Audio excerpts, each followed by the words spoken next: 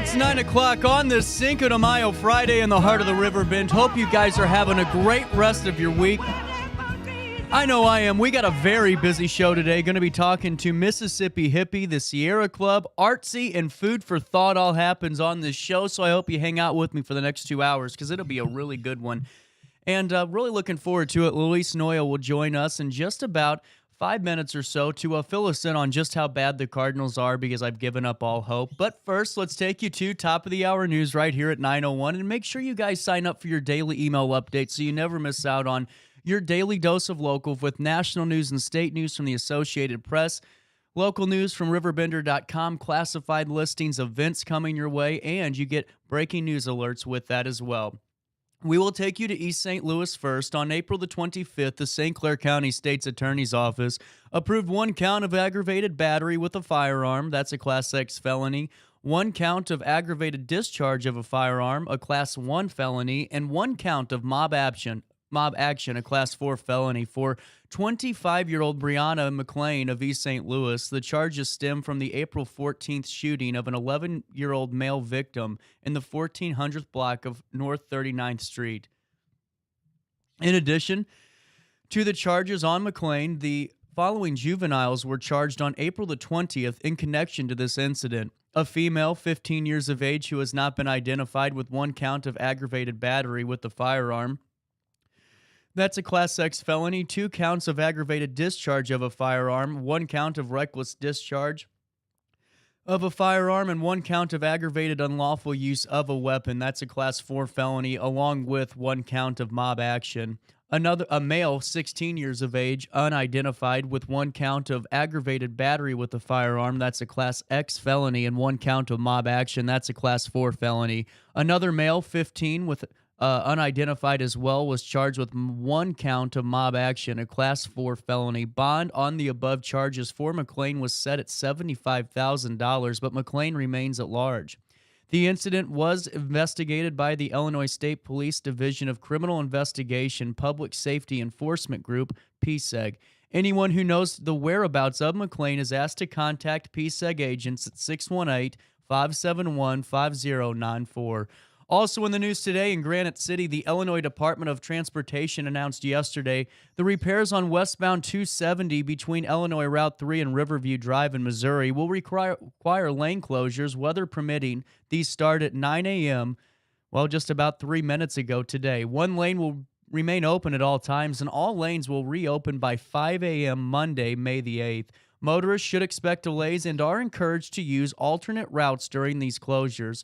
Drivers are urged to reduce their speeds for changing and be alert for changing conditions, obey all signage, and refrain from using mobile devices while approaching and or traveling through the work zone. For IDOT District 8 updates, follow IDOT on Twitter at IDOT District 8 or view area construction details on IDOT's Traveler's Information Map on gettingaroundillinois.com. At 9:04, before we talk to Luis from Staunton, with new telephone numbers in southern Illinois in high demand, the Illinois Commerce Commission approved the implementation of the new 730 area code to overlay the existing 618 area code region. The 618 area code serves all or part of 37 counties, including communities such as Alton, Belleville, Carbondale, Granite City, Edwardsville, and more.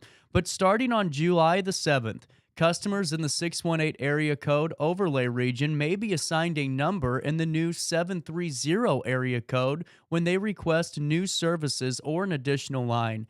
The 730 area code will coexist everywhere in the region with the 618 area code. Customers receiving the 730 area code will be required to dial 10 digits, and telephone customers should be aware of the updates that are coming down the pipeline on July the 7th. Right now at 9:05, instead of taking a quick break, we'll talk to Luis Noya because, Luis, man, I have given up all hope. This team is bad. Ooey pooey. I mean, I have never once said, ever. And I mean, I'm only 24. I'm not saying I'm that old, but man, I mean, you have to try to lose this bad. They're figuring out old ways to lose. And again, and here's the thing. finished hearing what Jack said last night. Somebody sent me his post game comments overnight, so I just finished hearing them. So, and he was old Jack, and he was pissed. He was again. He just said, "I got taken out not because of the comeback, or I got taken out because I sucked." He said again, the team's very defensive, and they're in shock too because again, like, yeah, I agree with Jack when he said the team is better than this. They're supposed to be better than this. It is. It has to turn around sometime, and yes, Well, this is a month and 4 days into May, so there's still a lot of baseball to be played. But where's the exit out of it? I don't see the light at the end of the tunnel right now. I don't either. And what do you think about Marmole's comments the other day? I was going to ask you about that too. Forgot to, when he goes, no one's more upset than we are, or basically insinuated that there's more people upset with the team that are on the team than the people that are watching the team. It kind of seems just like a whiner excuse. It's like we get that, but what are you going to do? Yeah, again, it's defensive, and he's trying to make the point like this is not happening because the team is just giving up of management, or the team is just giving up on the coaching stuff, or nothing. No. Everybody's playing hard, right? So Right. he says he cannot ask anybody more else what to do because they're doing the right things. And then does he sense the fans' frustration? Yes. But his point is that if there's nobody more frustrated than the people in the locker room and in the organization. Oh, okay. So there's very people more frustrated, fans are more frustrated than players, then those players or persons should not be in the team. But he says that's not the case. Again, yesterday before the game, he said to the media, "I only slept 2 hours, if that, from from Wednesday to Friday, Wow. from Wednesday to Thursday." So, Well, I don't think he's going to last throughout the weekend. I think they can him on Monday. If he can't win another game, I think it's over. I mean, and what do you think? I mean, all these people that keep going, well, fire Mozeliak. Good luck. You just signed him to a contract extension. You talked about that yesterday. And it's like, so I get it, but what is it like being in that clubhouse right now? It's got to be a weird vibe. it is a weird vibe because, again, you can sense everything, right? Everything is like, again, it's like the Van Morrison song. Like, when somebody asked me how this thing can change, I said, well, it's just Van Morrison said, tomorrow's going to be a brand new day, right? Right. So that's great, and that's the turn the page mentality. And Jack Flaherty's basically said, yeah, F whatever happened on Thursday, because it already happened. True. Let's move into Friday, and Montgomery's going to get the ball. Right? Cardinals' best pitcher is Montgomery right now. But the Detroit Tigers just swept the Mets.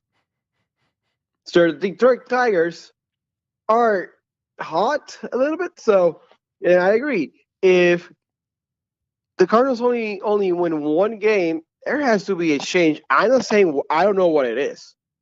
I don't think they do. I really don't think they know what the change is. And I thought about that last night after we, because we talked on the phone briefly, and to me, it's like, what's step one? And step one could have been everyone goes, oh, we need more pitching. Looking at the roster, I honestly didn't think it was going to be that big of wouldn't be this bad. And that's the thing. It's everybody's stunned because I even say this again. The roster did its job. The offense did its job yesterday. Yeah. Runs. It did. That should be the game. You're right. You can't score 7 runs and lose a ball game. You're absolutely right. And then again, the Cardinals said that because Jack Flaherty gave up 10 earned runs. And he's going to be the first one to say, I sucked. And he did. He said, if I was just mediocre or average, they would have just won the game. Right. Without a doubt. Now, So can I ask you, Yeah, Real quick, let me ask you this. When was the last time you've heard fans booing the Cardinals out of the stadium? That's my question, because you've been covering them for so long. I don't think that happens very often. it doesn't happen very often. And even during the last few days of Mike Matheny, You're right. maybe there was some booing, maybe, but not like this. Is it just like overtaken? Because it seemed like there was pockets before, but that last game, it was like, wow. It's almost like because my whole thing was, Luis, I was going to start, gathering up some listeners and going out and protesting, and having chants. But I think someone beat me to that already. Yeah, I think. I don't know who. I cannot pinpoint one fan, but yeah, I think they beat you to the punch on that one. But it got so bad on Wednesday night that you got Rooney doing his little post-game spiel and shutting up to let the booze breathe on the rock. Wow. I didn't realize that. That's actually interesting. Yeah, no, it's that's how loud it got. And if you're gonna tell the story on the radio, you better tell the story of what's going on, right? Right. Wow. Well, and take me through this before we move on and talk city or something else. I got to ask you, is there how are the players responding to the press? Like off camera, because I know whenever those scrums happen, a lot of those guys lock in. But just in your interactions with them, can you tell if you weren't covering this team and you were just bumping into them in the clubhouse, would you be able to tell that they've been losing? Does that make sense? After a loss, yes. Okay, that's what I was Before wondering. The game, they're good. They're still good. They're still open. They're still willing to play ball with us. That's still happening. That's good. But and again, it's like it's what. And here's the other thing that people don't realize. Like it's like now. The NL Central and the National League Central is a combined 18-game losing streak. I didn't realize that. So the Cardinals are still 10 games out of the division title. So if they can go on and run here, yes, they can. They might salvage something and say, "Hey, it's June and we're here," right? Right. June 15th, and we're in the middle of the thick of it, right? Mm-hmm. Well, but that again, the division's still weak. Again, even with the strong start that the Pirates had, it's still weak. A weak division. But this is other thing is like, yeah, last night if you were watching the Boston Red Sox game, you had the commentators just going around the league and saying, "What the hell is going wrong with the Cardinals?" Well, that's how you know it's bad. Yeah, again, it's like this is not only local. It's like because the Cardinals for the past years, for the Witt era, especially, the Cardinal way has worked because they have gone to that branding of starting in spring training, starting in the minor leagues. Showing the Cardinal way, and the Cardinal way works. True. Hey, Luis, we got a couple of minutes left. Let's circle into City playing this weekend. What are your thoughts? Well, so City had sneakily had a bad month of April, too. They did. Yeah, they did. They did. And yesterday they had the media availability. I asked Coach Carnell, like, only 3 points in April. How do you talk to the team or tell a team to get out? How do you coach them up to get out that kid? And basically he says, well, people thought that we were not going to be in this position entering the season. So I don't know if this is a kid. If you see our last 10 games, we got a good record, whatever, and blah, blah. So he got a little bit like, don't call it a skid. It's a little minor bump, yes, but it's not a skid. It's not what's going down. He didn't say that, but he didn't allude to the Cardinals. But I was thinking, yeah, that's true. It's not what's going down. And in Busch Stadium. But no, again, this team is focused. Again, they're gonna be the first ones to tell you they lost that game. That they lost them themselves on like past Saturday versus Portland. They didn't play hard for most of the game. That last 30-minute stretch, they were happier how they played because they were more aggressive. They had a good week of practice, and how do you judge that, right? So whenever you got very, very aggressive practices, people are chirping at each other, little scrums going on there. That seems in soccer that's a successful practice. So they're ready to go to Austin. Austin's a good team. They're fourth in the tables.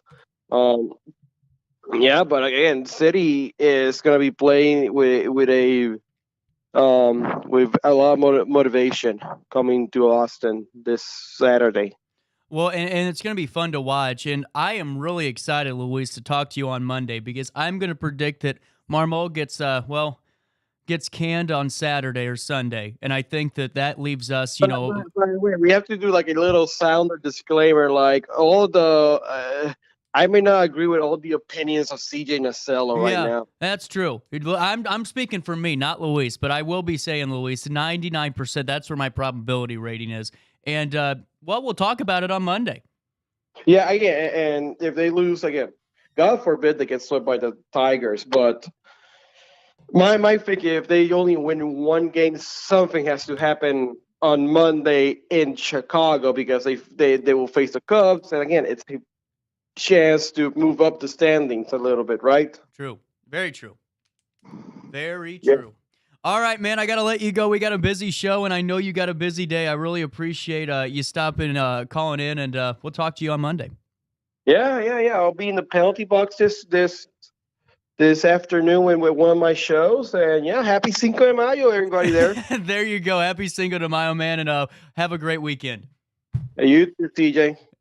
All righty, 9:17. We'll take a quick break on this 5th day of May. It's Cinco de Mayo in the heart of the Riverbend. Coming up next, Mississippi Hippie and their Grateful Dead Festival. We find out all the insights and more after a quick break.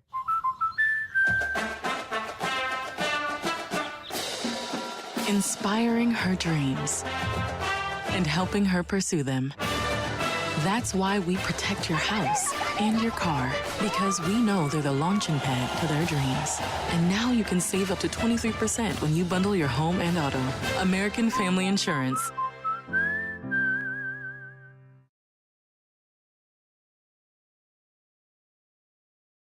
You won't find a better health club than Nautilus Fitness Center. More cardio, more free weights and equipment, more classes, a swimming pool, and more. If you're serious about your health and want to make a change, then stop thinking about it and visit Nautilus Fitness Center on Industrial Drive in Alton. Don't fall for the hype you get from the other health clubs. Nautilus is the Riverbend's premier health club. Has been for years and will be for years to come. Get to Nautilus Fitness Center and get started on a healthier new you. RiverBender Radio has built 3 great new stations just for you in the Riverbend. The Eagle, the Riverbend's classic rock station. The Bridge, hit music for the Riverbend. And The River, today's country, and all your favorites. Check them out today at RiverBender.com.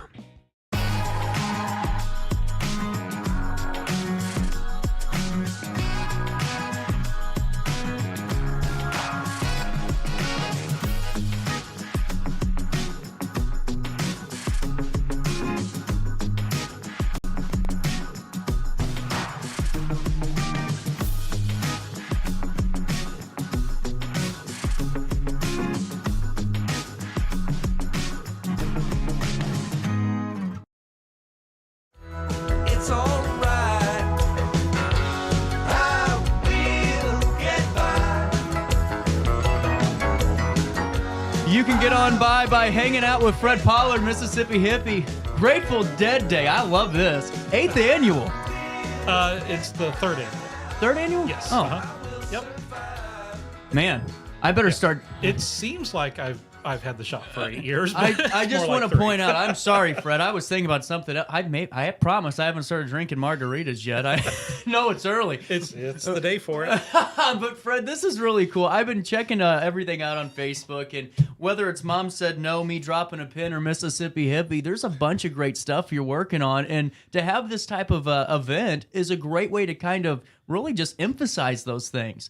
Yeah, definitely. It's I like Grateful Dead Day because it's a chance for families to come out. It's a chance for people to shop and see kind of what the Grateful Dead experience is all about, as far as some of the, hardcore followers, the way that they dress, the way that they look at things, the way that they have this tight-knit community. It's just a good chance for people to come out and have a good time and see something that may be a little different than what they're used to. So how did this start developing? What was the idea always there to do something to highlight this and to celebrate Grateful Dead Day, or was this just something you thought of on the spur of the moment? A little bit, yeah, spur of the moment kind I of love thing. it. Yeah, it was just the more I learned about the Grateful Dead community, and of course I came across Grateful Dead Day, and I thought, well, I mean, we have a hippie shop that has a Grateful Dead store in it, so it just makes sense to do something on that day. So it just kind of took off from there, and last year was really a terrific turnout. Yeah. We had a great time. Everybody had a really good time with the activities and shopping and everything. So we just thought, well, it's, don't fix something if it's not broken. So we're just going to keep it going. I'm telling you what, it's really great. And you're right, because it seems like Grateful Dead brings multiple generations together too. It's I've seen younger kids that are getting into it.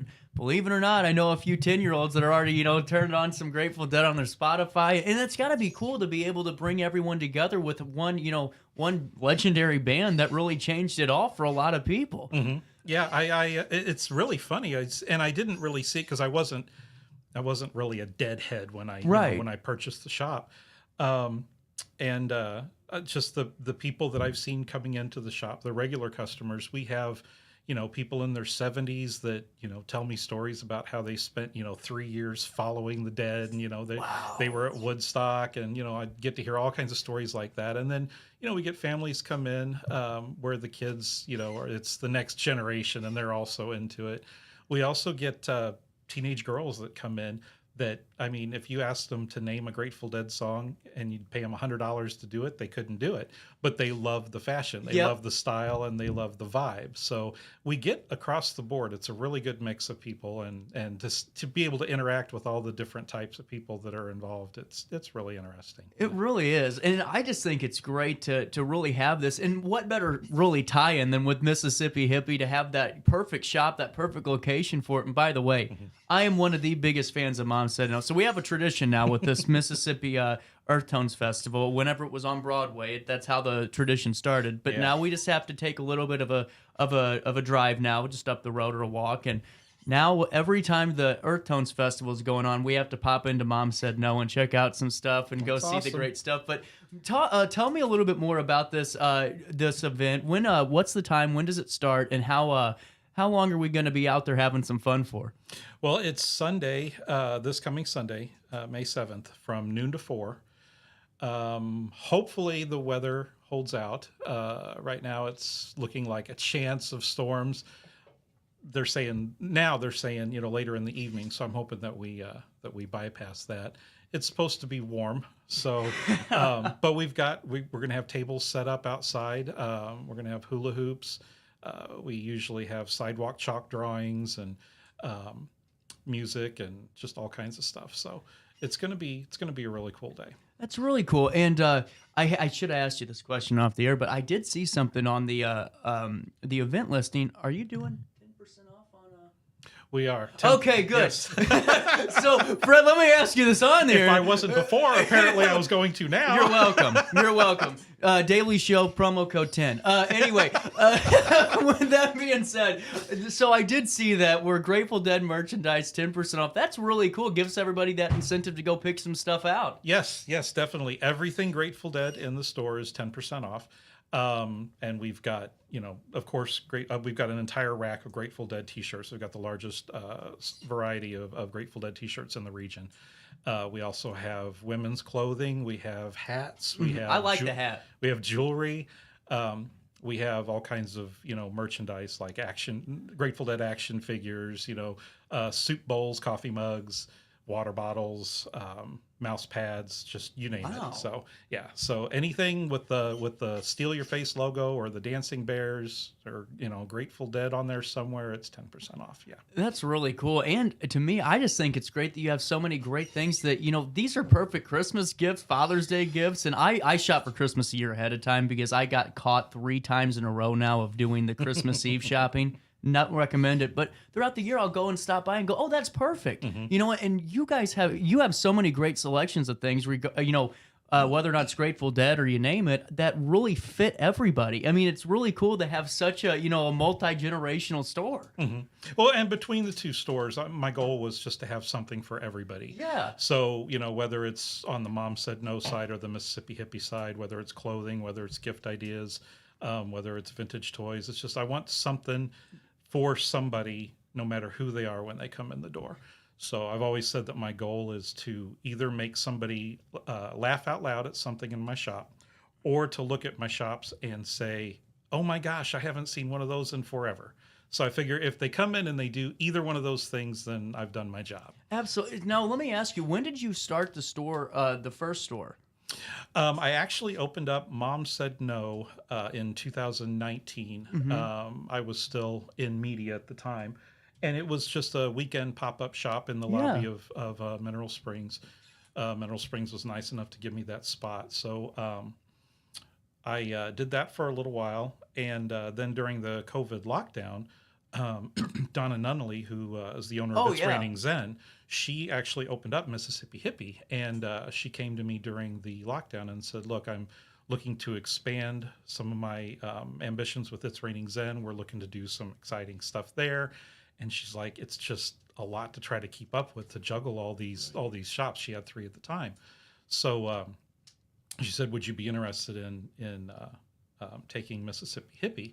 And she wanted somebody that she knew would be able to keep her dream alive, kind of keep the vibe going, right? Keep it to the identity of it, and what it was meant to be. So I went ahead and made the decision to do that. And then in 2020, the fall of 2020, I moved Mom Said No into the Mississippi Hippie space, kind of smushed them together. And then a few months ago, the space next to Mississippi Hippie opened up. So we moved Mom Said No back into its own space again. So getting pretty good at moving, huh? Yeah. We like to keep things active, and I guess I was bored. So. I love that. So I'm looking. When I was looking at the flyer, I saw you guys are having some raffles, maybe too. Yeah.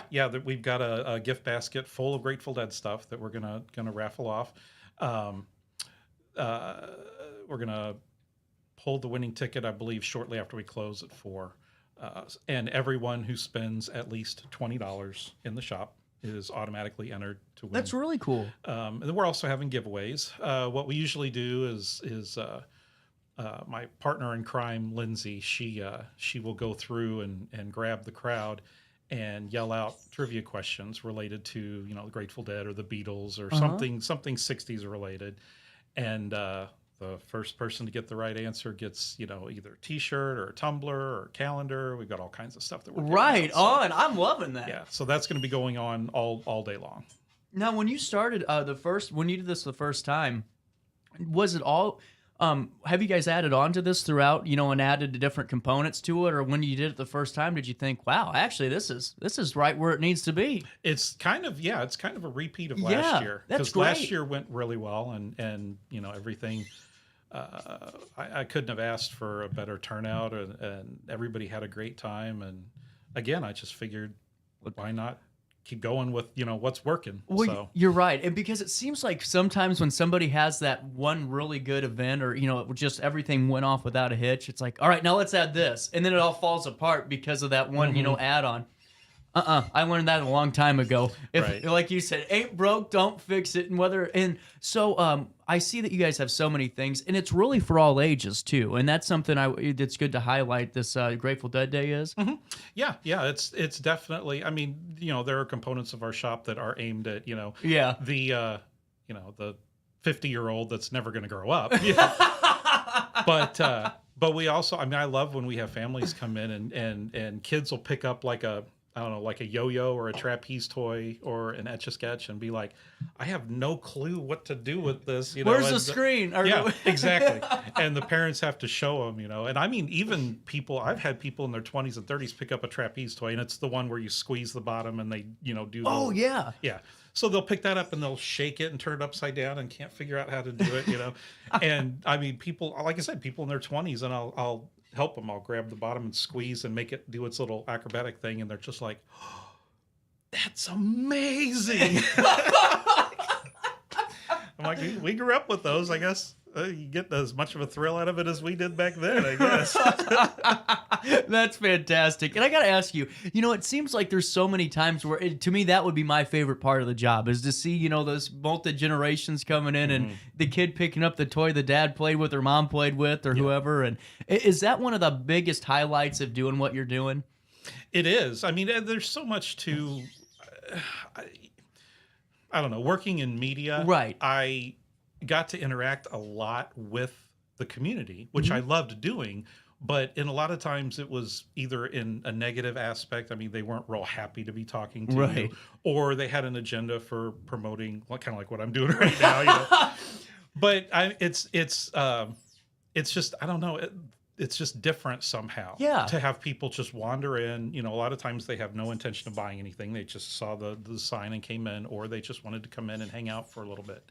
And just the interaction, whether it's, the little kids and getting to see them, interact with toys they maybe have never seen before, or, adults that want to relive their childhood, or, want to check out what's new in the Grateful Dead inventory. No matter what it is, it's just different. It's just the connection. I really, really enjoy doing the one-on-one, face-to-face kind of thing. So it's really nice to be able to do that on a daily basis. I bet. And that to me would be the best part of it, is this, having that, really the opportunity to really connect and just enjoy, And with that being said, I'm going to give you the 60 minutes question now. You're going through this 4-hour event on Sunday, May the 7th, noon to 4. What's your favorite part about it? Is it the vibe? Is it the atmosphere? Is it something specific you guys do? What's the reason that you keep bringing this back? I think a lot of it is that people look forward to it. Yeah. I had a lot of people last year that said that they were sorry they missed it, and people from out of the area. I have people from, I have deadheads from not necessarily really from the Alton area. It's more, people from St. Louis, people from Jerseyville, people from Granite City. They come to us, and they really like the focus on the Grateful Dead aspect of it. So they will make a special trip. A lot of times people will be like, oh, I can go there anytime. Kind of like, me and the Arch. I never go to the Arch because it's right there. Exactly. I've never been. But you've never been to the Arch. No, I've never been to the Arch. See, that's a perfect example. I have visitors from out of town that come and visit, and they're like, I can't believe that you live that close to the Arch. I'd be over there every weekend. And I'm like, if it's right there, you never do it. No. So a lot of people have that kind of, well, I'll get there one of these days. But if you have something that it makes them think about it, it's in the forefront of their mind, they'll plan ahead and be like, I'm going to come. And so, yeah, it seems like that's what they like. And that's something that works. And so we're just going to keep doing it. I just think it's great that, you're bringing it, like you just said, to have folks coming in from, out of different communities and different towns coming in. I mean, it helps everything, because I'm sure after they go into the Grateful Dead Day celebration, they're going to go hit up a restaurant, or they're going to go, potentially go somewhere else. And that all that just spreads the love. And it's all because of just events happening like this one. And it's great to support those things too. Right. We love, and I mean, the weekends are always touristy for that whole block. And it's always great to see people from out of the area that come and see us, and the foot traffic, because exactly like you said, they're gonna go to It's Raining Zen, they're gonna go to the Brass Monkey, they're gonna go to A&A, and then they're gonna eat at Bluff City Grill or Brown Bag Bistro, and so it's just it really helps that whole the whole community of weirdness is what I call it. I love that. That's great. Because I mean, our block is really for the unusual, so we're not Walmart. So. No motorized scooters here, Right. Well, I mean, there might be, but as far as the inventory and the clientele, it's a little bit off the beaten path. So. I love it. Well, it's one of my favorite things to do because it's so unique. And it's just enjoyable. You know, it's the people, like you said, that come in and shop that make it fun too, because everyone's in a good mood. There's never, like you said, the Walmart shopper that hates being in there and they just got to hurry up and get out. Yeah. You know, they're here to enjoy, and I think it's great. So with that being said, we've been talking for a couple of minutes now, but I want to get every detail we can. May the 7th from noon until 4. Take us through a brief overview again of what all is happening on this Grateful Dead Day celebration event. We're going to have tables set up outside unless it rains, in which case we'll move them inside. We're going to have sidewalk chalk. We're going to have face painters. We're going to have hula hoop contests. Inside, we're going to have, of course, music. Fortunately, there's not room for live music, but you can bet we'll be playing, some obscure Grateful Dead stuff here and there. And the shop is fully stocked. I mean, all the racks are packed with clothing that we've been, kind of building up the shop to be ready for this. So there's lots to choose from. And we'll be having giveaways throughout the day, and then we'll also be giving away a gift basket too. So. Lots of stuff going on. So I will see you out there on May the 7th. But one last question for you. I just want to ask you about the building, where you guys are located. To me, there seems like there's no other place you guys really should be. It's the perfect fit. Is that kind of how you feel about Mineral Springs? It is. Mineral Springs is just I don't really know how to describe it. It's just there's a vibe there. And of course there's the whole aspect with, the haunted Mineral Springs and the tours that go on there and everything, and people love to come in and ask me stories about what experiences I've had there. I bet. Everything. So yeah, really is a great place. I mean, it just seems like it all worked out the way it was supposed to, where we ended up where I think we needed to be as far as again, attracting the weirdness. And weirdness with me is never an insult. So I welcome it. There you go. And it's just, it all fits together, I think, really well. Absolutely. So I will see you there on May the 7th. It's a Grateful Dead Day. Really just celebration, I think. It's going to be fun. Face painting and giveaways, raffles, you name it. And Fred Pollard there with, all the great cast and crew of Mississippi Hippie, and Mom Said No, having some fun too, man. Thanks for stopping by and talking with me today. Thank you. We'll take a quick break. It's 9:37 right here on this 5th day of May in downtown Alton. We'll come back and talk to the Sierra Club because they got some great things coming up. Speaker series, some hikes, all things we can do as a community together after a quick break.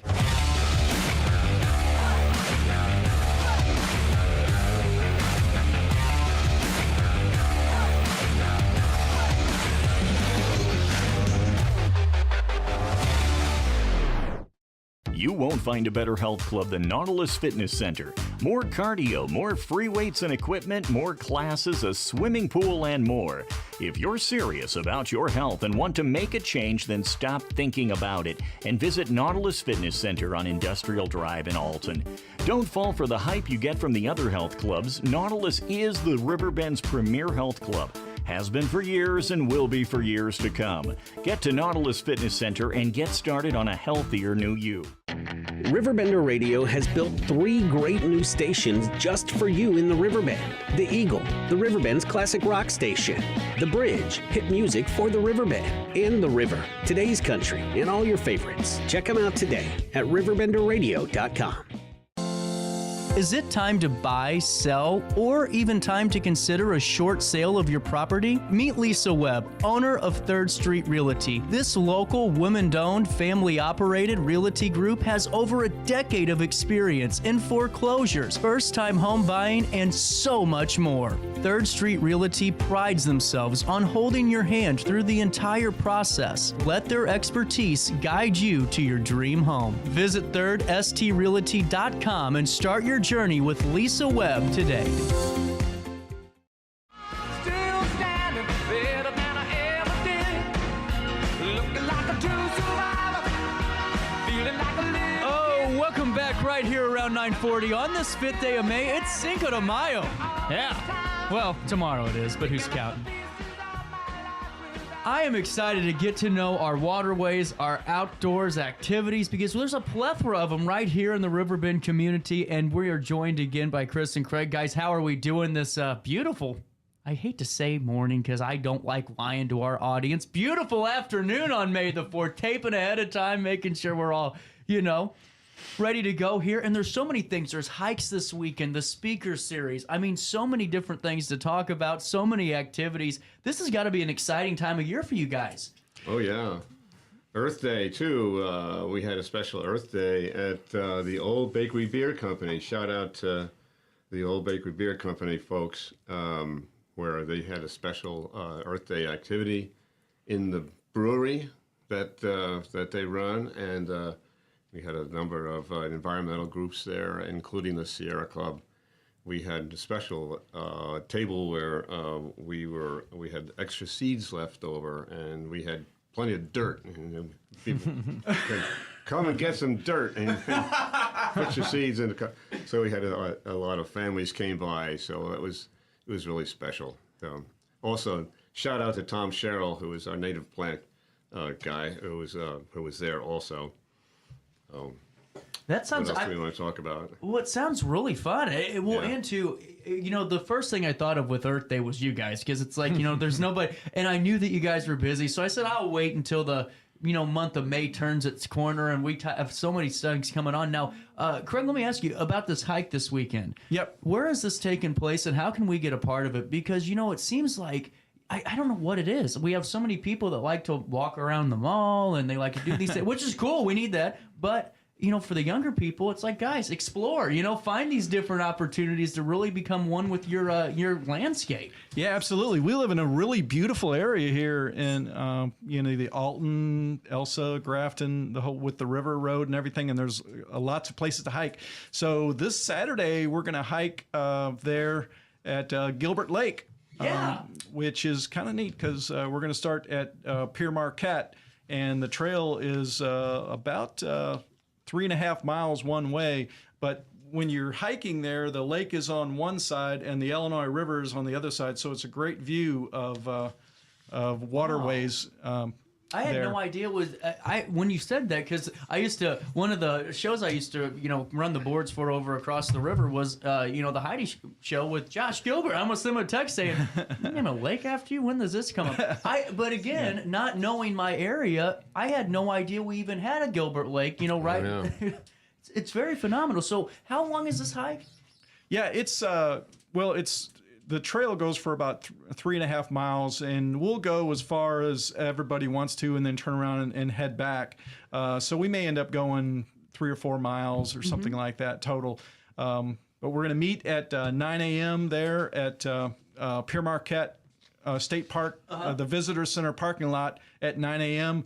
And then we're just going to convoy across the street and get on the trail and head out there. Well, what better time, really? I mean, the weather's beautiful right now, and I'm sure there's great kayaking weather out there and great weather for, paddleboarding or whatever we need to do. But, I mean, we have such beautiful landscape here that it's, so funny to me that I see people that, drive 4 hours away and, explore, which is cool. But it's like, have you guys walked in your own backyard yet? Have you gotten to know your own waterways and gotten to explore, protect and, Enjoy. Thank you. I was getting stuck. Explore, protect, and I was enjoy. going to sit here, guys.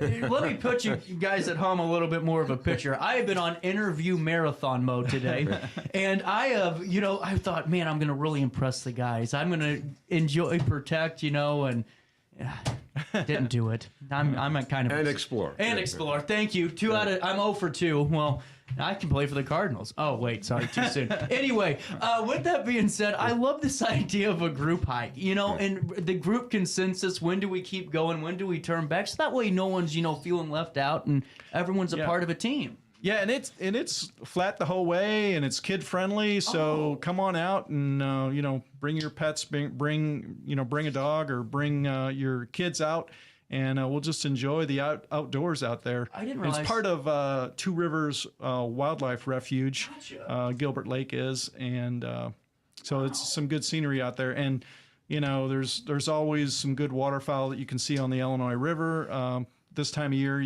there's eagles out there, still some pelicans around, I think. So we'll see what we might see out there. I didn't know it would be a flat terrain. Honestly, that's good to know. I had no. It's really really wetlands. easy. It's really wetlands. Yeah, kind of a wetland area right there. Wow. So it's an easy walk around. It's not going to tax you too much. No. Good, because I haven't worked out in a long time, so I was kind of nervous. No problem. Another thing I've been seeing a lot about here has been the speaker series. Yeah. And right. Chris, fill me in a little bit more about this. I know we have one coming up on the 9th of May. That's next Tuesday. What do we know about this engagement ahead of time? Okay, we have this lady, an advocate and environmentalist on coal ash. Coal ash is the residue that comes out of these coal power plants, and she's an expert on the coal power plants that are on the other side of the river. And of course, when they're operating, if the wind's blowing from the west, it comes right over towards our area, you know. But they're having an issue with disposing of the coal ash effectively so it doesn't taint the river, the Missouri River in particular. So she's going to share her experiences with us, and we're looking to maybe collaborate with her with our efforts here to help to protect the Mississippi River from coal ash. Yeah. Okay? So that's going to be 6:30 start. We invite people to come to the, guess what, Old Bakery Beer Company, right? And come early, get your meal, get your beer, or get your soft drinks, and go. Now we are allowed to go into the venue, and people can eat and enjoy the presentation at the same time. Well, that's really that's a nice. new Come have feature. dinner with us. Come have dinner with us. Yeah. Well, and this is really a fascinating topic, I think, Yeah. because you don't think a lot of us even know about coal? You know, the coal ponds or the what are they again? Yeah. The coal ash ponds. Coal ash The ponds. one in Alton, where the power plant was demolished, but the coal ash remains in these ponds, and there's 5 of them here. You know, at the old Wood River power plant. I didn't. And the Sierra Club is working with and promoting with the Illinois EPA to get the contractor who's supposed to be taking care of and eliminating this coal ash and monitoring it. We're looking forward to seeing them work a little harder on it. I get it. Yeah, well, not to cut you off, but just a little bit more on this, because I hate to sound, I've always been told, I break every rule in radio or whatever, and they always told me, it's you got to know everything, you got to know. No, it's okay to ask questions. So with that being said, I got to ask you, with these coal ash ponds, with we've seen the flooding reports, and we aren't going to get anything too bad here, manageable, but.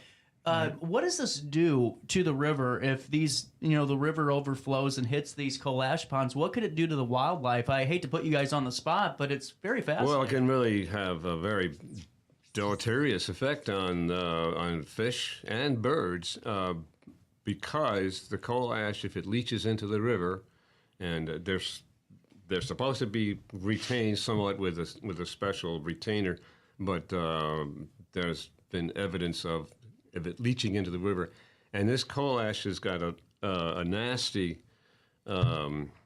chemicals, including arsenic, and barium, and some other nasty chemicals like that, and that can be very, very bad for the. I had no idea. For the wildlife and for the birds, potentially too. So it's something that really needs to be very seriously taken care of.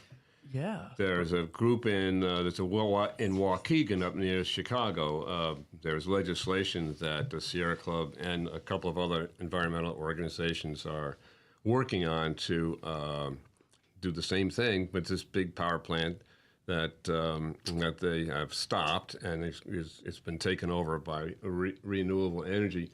But there's a big problem there if the coal ash gets into the lakes, Lake Michigan. So the legislation that the Sierra Club has been promoting is designed to tighten up the requirements, the environmental protection requirements, Wow. So that's in working with the Illinois EPA and also with the U.S. EPA.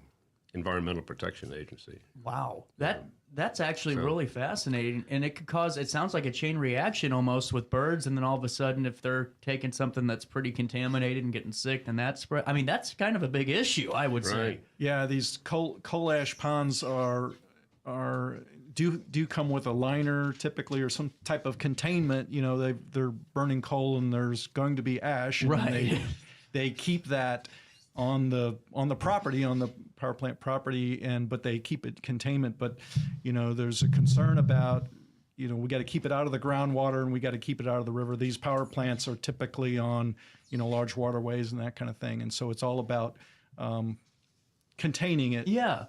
So Patricia Shuba, I'm sorry that cut in here, Kurt, but she is advocating for strengthening wastewater and solid waste protections on the Missouri side of the river, and we're going to benefit from lessons learned that she has been going through over there with big power plants over there.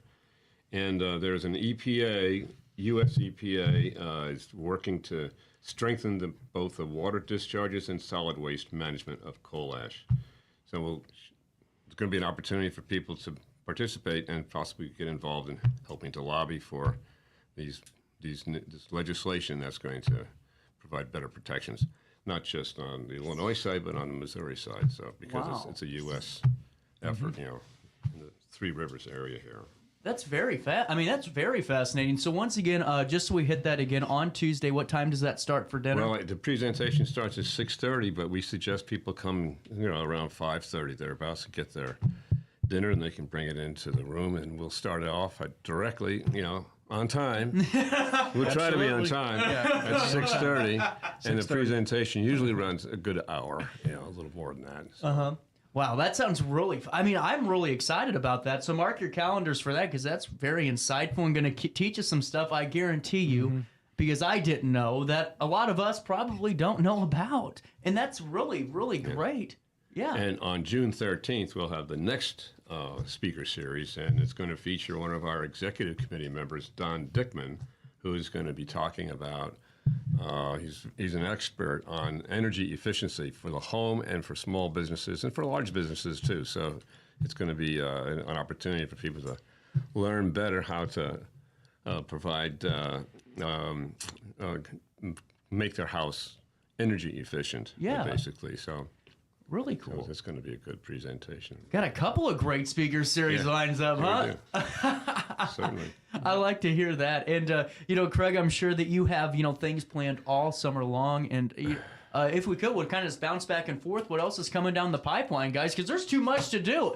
And so if I see you on your phone sitting at home when it's beautiful outside and 75 degrees, I don't know what, I can't do anything. I'll just, I guess, publicly shame. I think that's right. I'm the outings chair for the local Piasa Palisades Sierra Club, and it's my job to get you outdoors, folks. We are going to hike. We are going to bike. We are going to paddle. So we've got the paddling gear. You can bring your bike. Every month we're going to do something. It's going to be on our website. You can go to the Piasa Palisades group website and see what we're up to on every month. And, you know, we're going to do some more hiking in June, do some paddling in July, do some biking in August.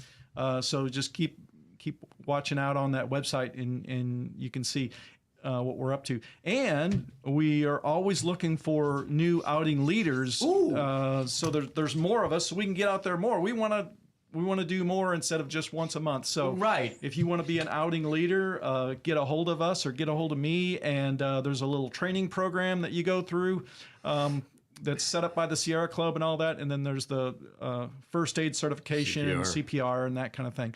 But we're looking for more leaders. If something you want to take groups outdoors, that'd be great. Well, that sounds fantastic. Now, give us the I hate to say this and put you on the spot here, but the coverage area almost. Are you guys staying pretty local around here, or do we move quite a bit? Oh no, we're a pretty large area. The group there's 14 Sierra Club groups in the state, and the biggest groups are here in the middle part of the state. Our group, there's a group called the Kaskaskia River, which is on the border south of us, and then the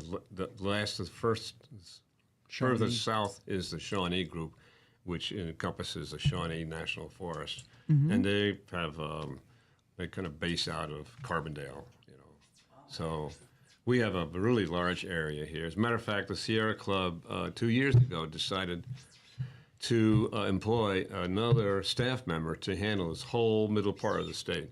Wow. Right. That's actually really. And the thing is, do you guys know?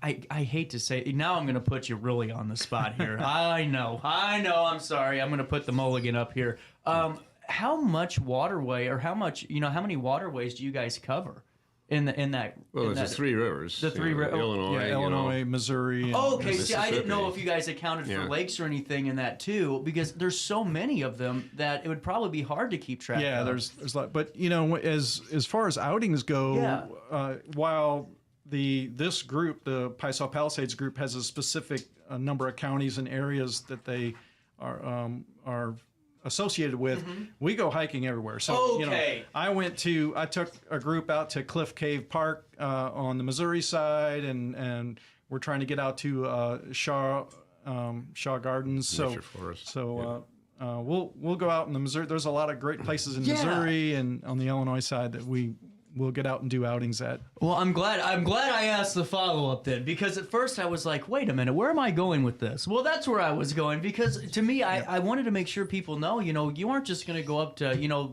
Pierre Marquette or one park that you only are going to go to. You're going to actually explore, and that's the cool thing. I mean, that's, to me, the highest selling point of this is you really get to rediscover your landscape and get to, be one with the natural resources we have here, which are plentiful if we protect them.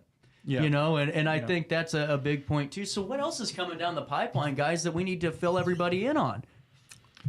Well, what can I say? We do have your friend who is going to come in From August, yeah, and I can't remember from his Webster. name. Yeah, I don't Webster have that. Off the That's top a of my head. tease. Yeah. That's a tease That's a because tease. we got a lot to Yeah. talk about anyway. And I wanted to ask you guys, if you could make one suggestion, maybe it's somebody that doesn't, have time yet on Saturday to be in the group, or, maybe it's a family looking for something to do. I'm going to ask both of you this question. What's the perfect family outing to, whether it's hiking or paddling, that you guys would recommend? Well, there's some great state parks, and the one that we're thinking about is on July 22nd. Is that right? Yep, July 22nd out at Silver Highland Lake, in near Silver Lake. Highland. Yeah, we're going to go paddling out there. And we're going to have anybody could come and enjoy being there. They've got tables. There's fishing. We will have some canoes and kayaks for members. To get out on the lake. Wow. Hopefully, it'll be not too windy. Yeah, but we're going to have we will have some meat dishes, meat and vegan and non-vegan. Okay, so really cool opportunity for people, and it's we can't camp. We would camp, but it's a nice thing that people can do on a day trip. Yeah, that's really and people can just go to Père Marquette, and there are tables there where you can sit outside and enjoy. You can sit alongside the river in the shade, and enjoy. That's so cool. That's so cool. What about you, Craig? What are you thinking? Well, I tell you, we have by far the best bike trail system. Oh, yeah. In the entire St. Louis region. Let's just say it. And the Madison County Transit System. They have done a trail phenomenal system job. Is just incredible. They do an awesome job with all their trails and everything. There's excellent maps that you can pick out a route, and whether it's 10 miles or 20 miles or whatever you want to do, check out their maps and go biking. I want to put an extra plug on that. And the map's accurate. Yeah. There's actual times where I look at some of those that I'm like, wait a minute, I was supposed to go here, but now it's sending me this way. Well, that isn't updated yet. Not with MCT. That is up to date, as you could imagine.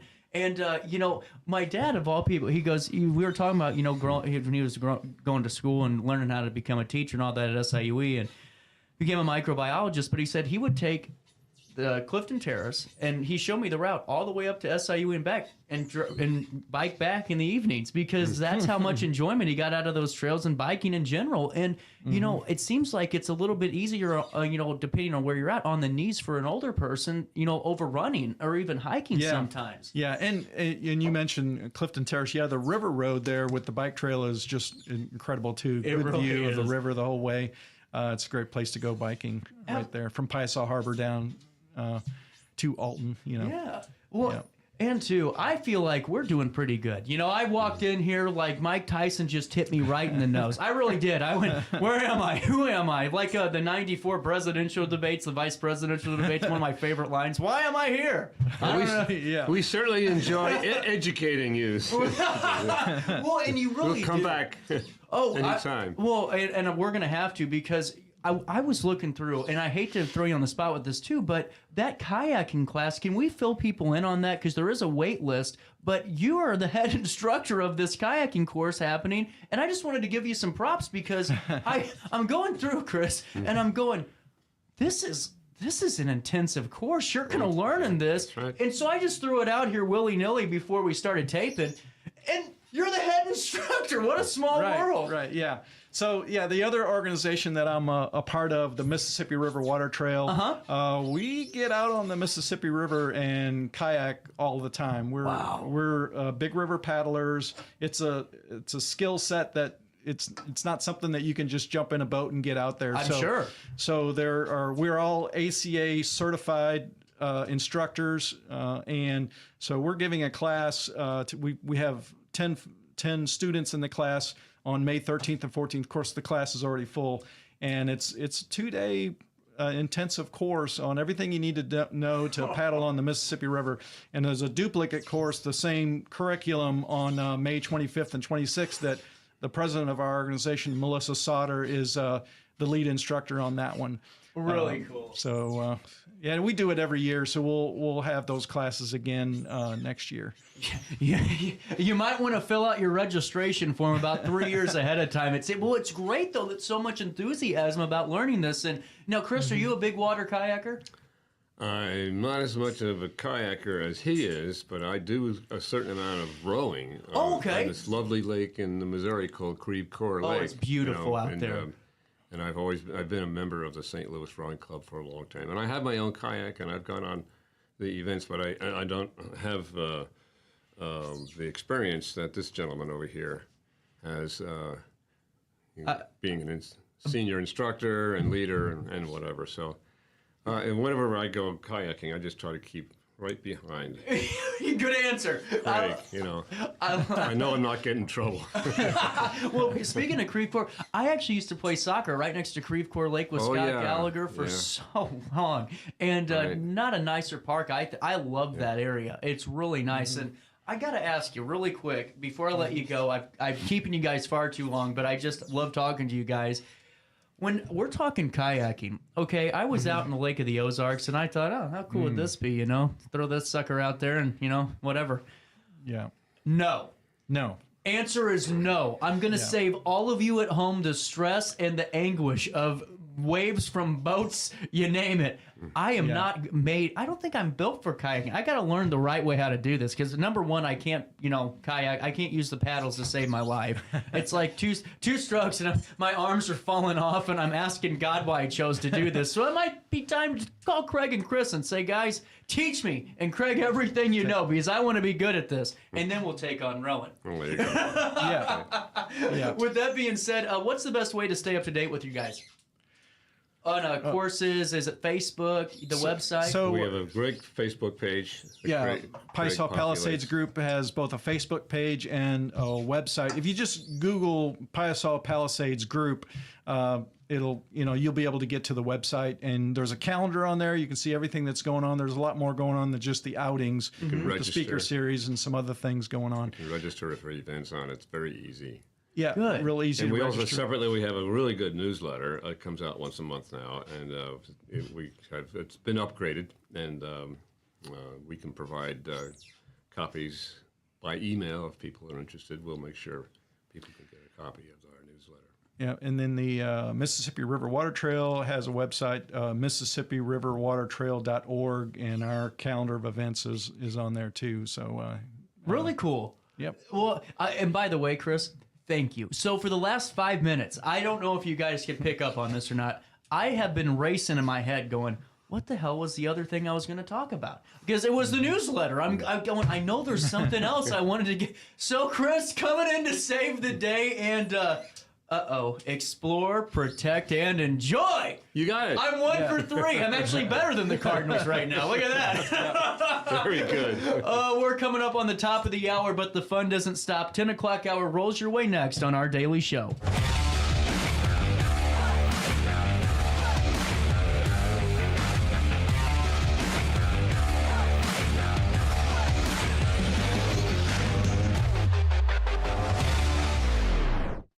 You won't find a better health club than Nautilus Fitness Center. More cardio, more free weights and equipment, more classes, a swimming pool, and more. If you're serious about your health and want to make a change, then stop thinking about it and visit Nautilus Fitness Center on Industrial Drive in Alton. Don't fall for the hype you get from the other health clubs. Nautilus is the Riverbend's premier health club. Has been for years and will be for years to come. Get to Nautilus Fitness Center and get started on a healthier new you. RiverBender Radio has built 3 great new stations just for you in the Riverbend. The Eagle, the Riverbend's classic rock station. The Bridge, hit music for the Riverbend. And The River, today's country, and all your favorites. Check them out today at RiverBender.com. Is it time to buy, sell, or even time to consider a short sale of your property? Meet Lisa Webb, owner of 3rd Street Realty. This local, women-owned, family-operated realty group has over a decade of experience in foreclosures, first-time home buying, and so much more. 3rd Street Realty prides themselves on holding your hand through the entire process. Let their expertise guide you to your dream home. Visit 3rdstrealty.com and start your journey with Lisa Webb today.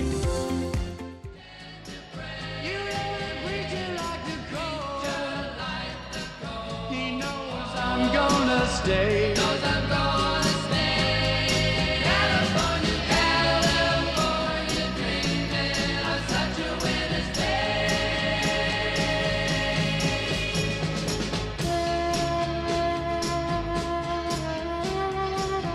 It is 10:06 right back here on this Cinco de Mayo Friday in the heart of the Riverbend. I hope you guys are having a great Friday morning because this show has been kicking butt and taking names today. Well, for the last 10 months, but who's counting? Hey, coming up in just about a minute or two, we're going to be talking to Jen Dykeman, talking about Artsy over coming up this weekend. We're going to get some insights and more, and then food for thought. This time we're talking sanitization, which is highly important no matter if you're in the restaurant industry or if you're just at home. It's very important stuff. So we're going to be talking about that too. So a lot of great conversations that are coming our way this hour. But while I have you, you just saw the commercial. Lisa Webb and 3rd Street Realty are starting their segment on the 3rd Wednesday of every month for many months to come. 3rd on 3rd. I'm very excited about it because we're going to be talking about all things real estate with Lisa Webb, an individual who has a woman-owned but family-operated company right here located in Bunker Hill.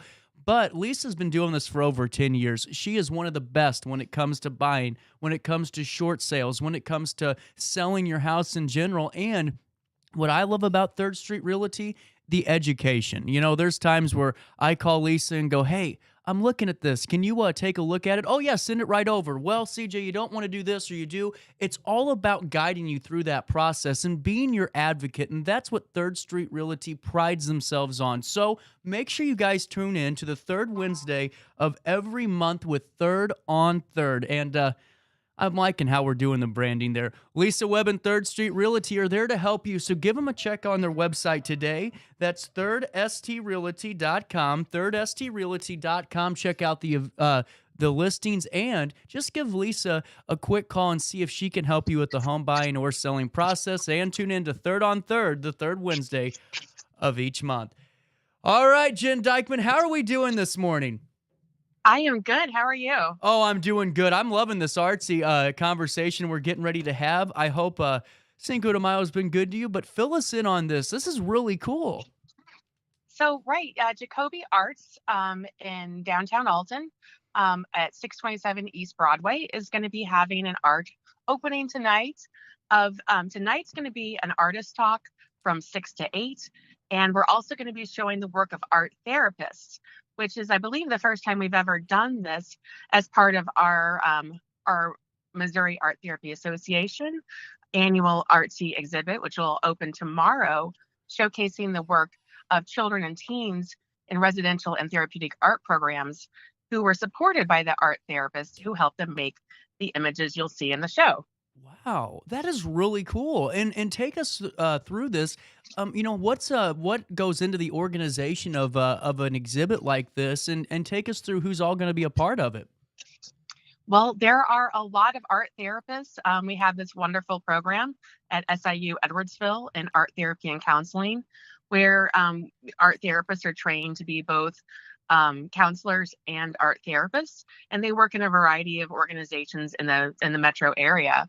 And we all get together and showcase the art of children and teens who have been helped by art therapists in various settings. And take us through a little bit more of art therapy as a whole.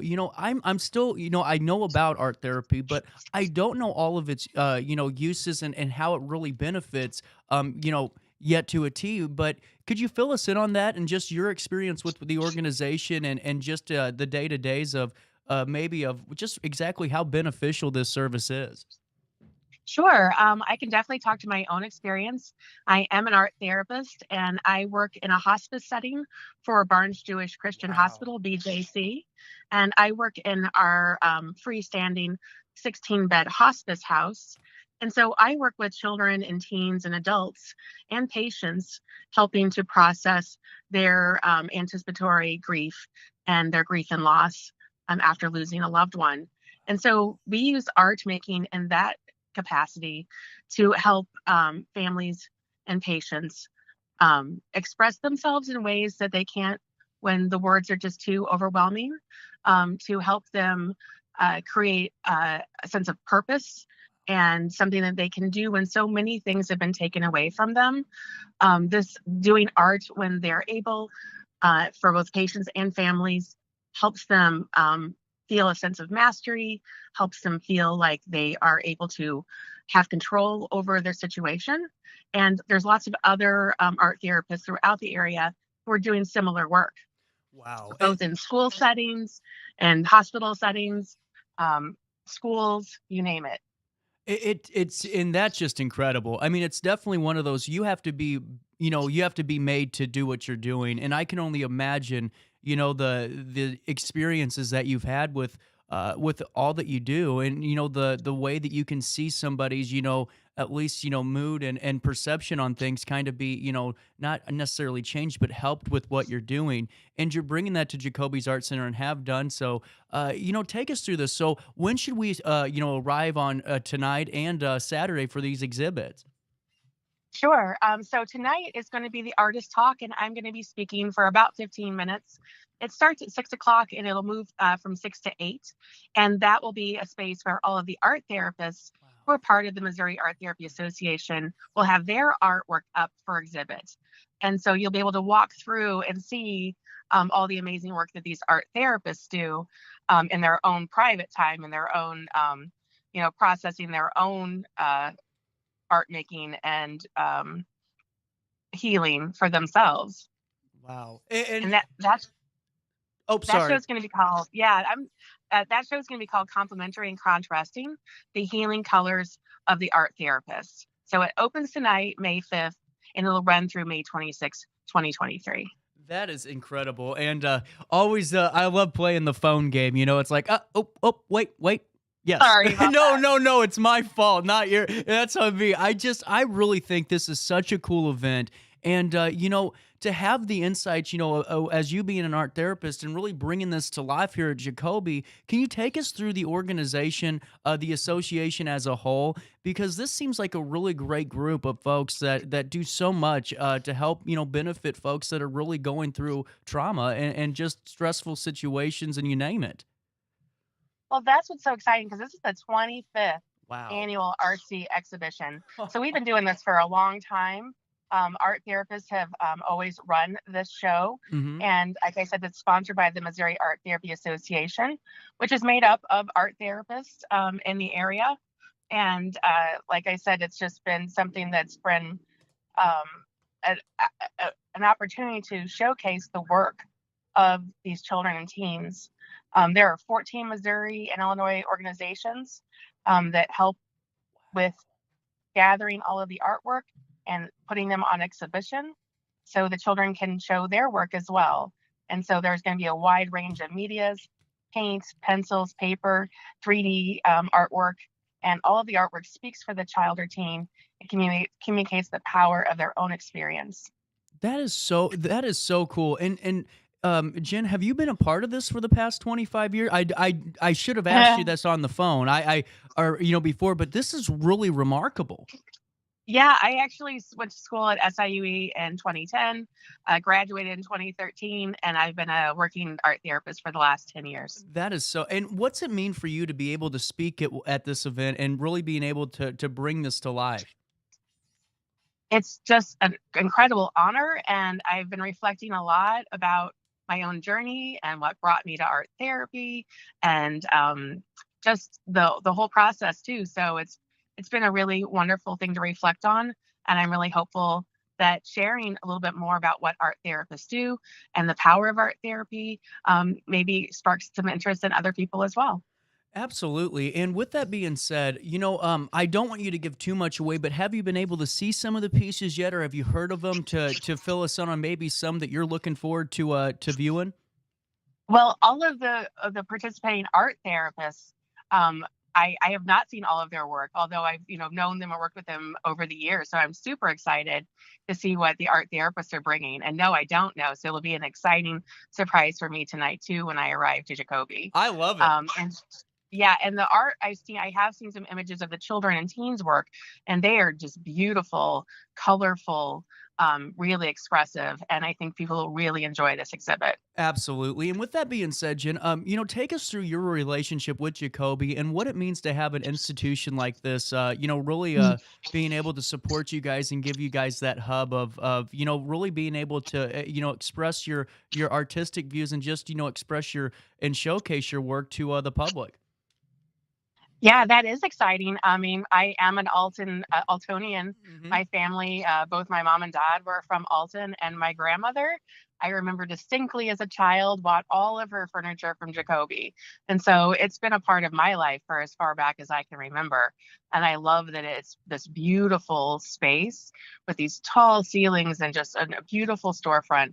And so I'm excited to see the way that art's going to look in the space, and also just having that history of being someone from the area who is now showing their work in this space that is legendary, honestly.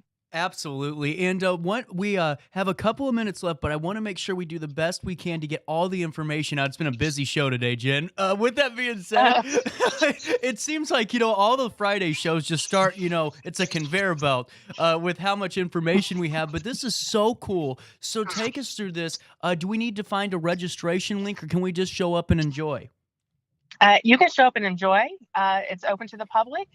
You can go to Jacoby at www.jacobyartcenter.org or call their number, which I can give you now, 618-462-5222.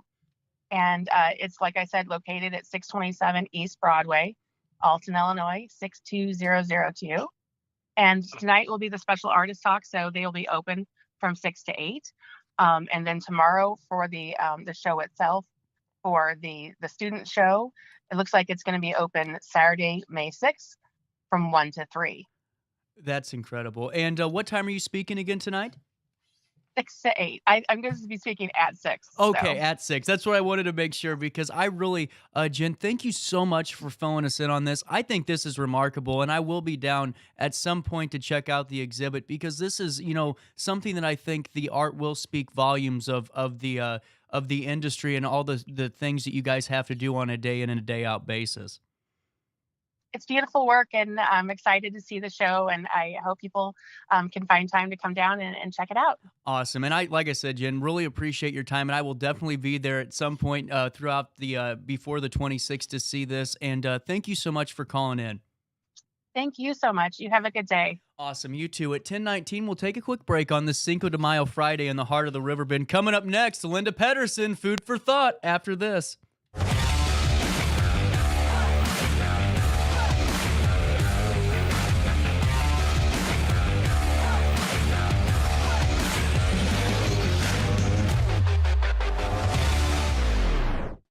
You won't find a better health club than Nautilus Fitness Center. More cardio, more free weights and equipment, more classes, a swimming pool, and more.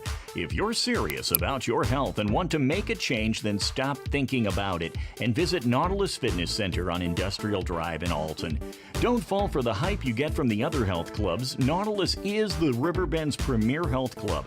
Has been for years and will be for years to come. Get to Nautilus Fitness Center and get started on a healthier new you. RiverBender Radio has built 3 great new stations just for you in the Riverbend. The Eagle, the Riverbend's classic rock station. The Bridge, hit music for the Riverbend. And The River, today's country, and all your favorites. Check them out today at RiverBender.com. Is it time to buy, sell, or even time to consider a short sale of your property? Meet Lisa Webb, owner of 3rd Street Realty. This local, women-owned, family-operated realty group has over a decade of experience in foreclosures, first-time home buying, and so much more. 3rd Street Realty prides themselves on holding your hand through the entire process. Let their expertise guide you to your dream home. Visit 3rdstrealty.com and start your journey with Lisa Webb today. To be mad with anyone. It's not unusual to be sad with anyone. But if I ever Look find who that I you've found. You aren't changed Jen at any Dykeman. We just time, talked to her. it's not unusual to find that I'm in love. Tom Jones is still screaming at me. Hold on here. 10:21. Linda Peterson. It's the first Friday of the month. You know, we got to start looking at the calendar. We just did this. Yeah, I know, but we forgot it was Cinco de Mayo today. We could have done like some margaritas at Ford Hotel Supply. Oh yeah. I didn't think about that. Next time. Next time. That's a tease. Next time. So with that being said, we're talking sanitization today, but before we go into that, I do want to highlight something. This is the Madison County Licensed Beverage Association, the 21st annual golf outing, Monday, June 5th at Belk Park Golf Course. And fill us in on this. It's a wonderful organization, right? It's a statewide for restaurants, tavern owners. If you got any poker machines, sell alcohol, you need to belong to this group. It's very important. So anyhow, we got our first golf outing. It's one of our fundraisers we have for our group. So we need some more teams, obviously. We need some whole sponsors. I am on the board here in Madison County, and it is such a worthwhile organization, not to mention I get business from them because even if you just sell frozen pizza, you have to have a food manager, right? Right. So, but this organization is wonderful, and we do good for our membership. There's a lot of things that come with it, like free basset training. You get me 25% off, which is quite a savings. Yeah, it is. You know? So I like to promote my group, but with this, our fundraiser, I really appreciate if we need some more teams. Oh, I'm telling you what, I will have a team because this is a great event. But what I love about this organization is you guys are very tight-knit. You guys really do support each other. It's not one of those groups where you go, oh, we'll support you every step of the way. After they take your fee, they move on, and you're just lumped in. Oh, yeah. We're there to help you. Have any questions about legislation going on? Because we do have a lobbyist. And that's a part of the neat thing about our group is that we do try to make sure there's not any bills that turn into law that's going to hurt our organization or our constituents. Yes. And they do quite a job. It's been around for quite a few years. Yeah. So I would encourage anybody who has that type of business to join us. But if you'd like to have some fun and find out about us, here's an opportunity. Right here. And it helps Shriners Hospital for Children, I'm seeing. Yes, we are giving some of our proceeds to them.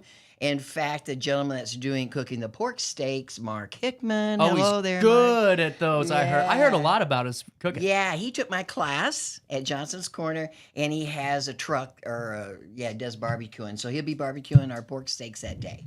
Amen to that. I like that. So with that being said, what's the best way for folks to sign up for this event? Wow, find me, right? Michael Panic is our chapter president. Yeah, right down here at at Bubby and Sissy's. He's around there. Then we have Lonnie Hannigan's a treasurer.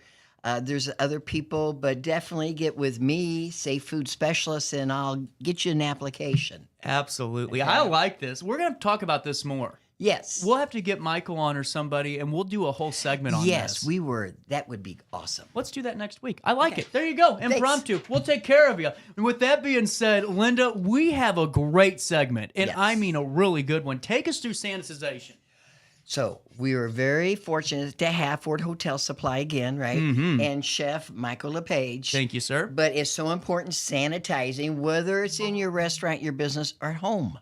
And we're also trying to stress these podcasts, this information for home people, It's so important. So, cleaning and sanitizing. Number one, you got to start out with a clean surface so you can keep your food safe. And let me tell you guys this, just from what I learned with you guys that day, I had a come to Jesus meeting with myself. I started wiping my damn table off and went, Linda and Chef Lapage were right. I mean, you guys are. I mean, there's so much we can take away from these at home, whether you're preparing for one of Linda's classes at safefoodspecialist.com, all of those things. I mean, this is just going to keep getting better and better, and I'm loving every step of it. By the way, we're going to set the folks straight here a little bit. What's that? Linda may or may not be the star of the monthly segments right now. And you are just... Every time I always hear, my podcast is going to beat Food for Thought this month. And it's all because you took a chance on me. And we started in at the ground floor. And here we are now. So bring it on. I love competition. It all helps us grow, and it's all fun. Yes, it is. And people learn, and that's what it's all about. Learn about so much. Yeah. And if you guys want to keep learning with Linda, sign up for her newsletter on her website. Yes. safefoodspecialist.com. But Linda, I think we're ready to take people on the road. Ooh. One more. May 22nd, Monday, Johnson's Corner is a class. Oh, I like it. Coming up. So, for the locals, and it's filling up. Fast Eddie's Chicken signed up their whole group the other day. Good for you. I know. I'm excited. I like it when a whole company brings their employees together. So that way you're all on the same page. And then you can argue, well, Linda said this, Linda said that. And I'm just repeating what I learned. I'm not really the expert by no means, but please come to my class so I can teach you about food safety. Absolutely. So with that being said, we're going on the road. Yes. To Ford Hotel Supply. Ford Hotel.